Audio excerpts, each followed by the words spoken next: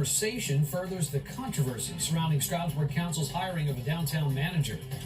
That's our top story tonight on VRC 13 News Hour. I'm George Roberts. And I'm Marie Johns. On Monday, Stroudsburg Borough Council accepted the resignation of its mayor and then appointed him to the new downtown manager position despite community outcry. Well, during the council meeting, we were told the chosen candidate backed out at the last minute and the mayor applied in November.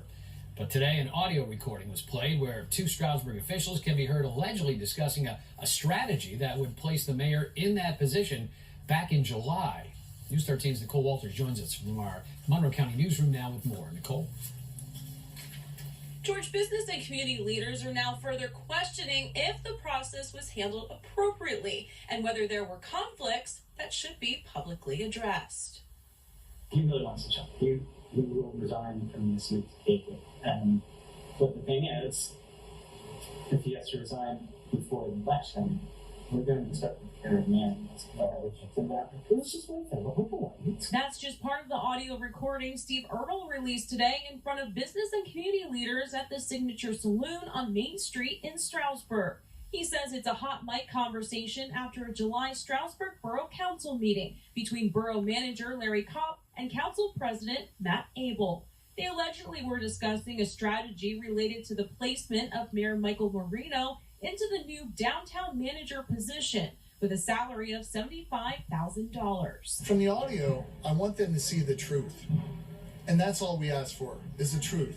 This was predetermined, premeditated, and it crosses a lot of ethical lines. On Monday, Borough Council accepted Marino's resignation and voted 4-3 to hire him in the new position despite the business community's outcry. Abel explained the person they originally chose backed out at the last second, and the search was extended further in November. It wasn't until then that Marino was asked to apply. But Earl says the recording states otherwise. They talk about if they took him down and made him lose his job over at ESU, he would not be able to graduate. That's why they held this whole process for over 6 months. So in January, they could actually have him resign. Ertl was one of the candidates for the position and had over 50 signatures from the businesses supporting him. Now he says there's a lot of questions to be answered in regards to the process. I know if this needs to go up to the state level as far as ethics violations.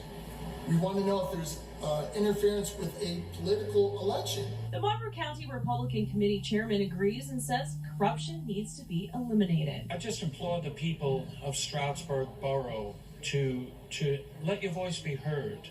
Again, it's not a partisan issue, it's a righteousness issue. Kopp doesn't remember the conversation but says it sounds like they were hoping Marino would do it. Kopp says it wasn't possible to have picked someone ahead of time because there were too many other people involved. We were just 2 votes in the process.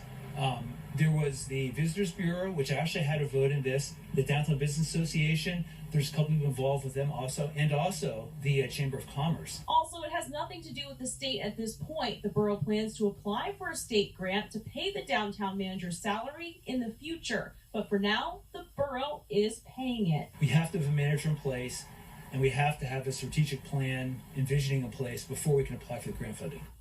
Ertl also calls for the council president to step down if what's alleged is true. We tried to reach out to both Abel and former Mayor Marino, but have not heard back yet at this time. Reporting from our Monroe County newsroom, Nicole Walters, News 13.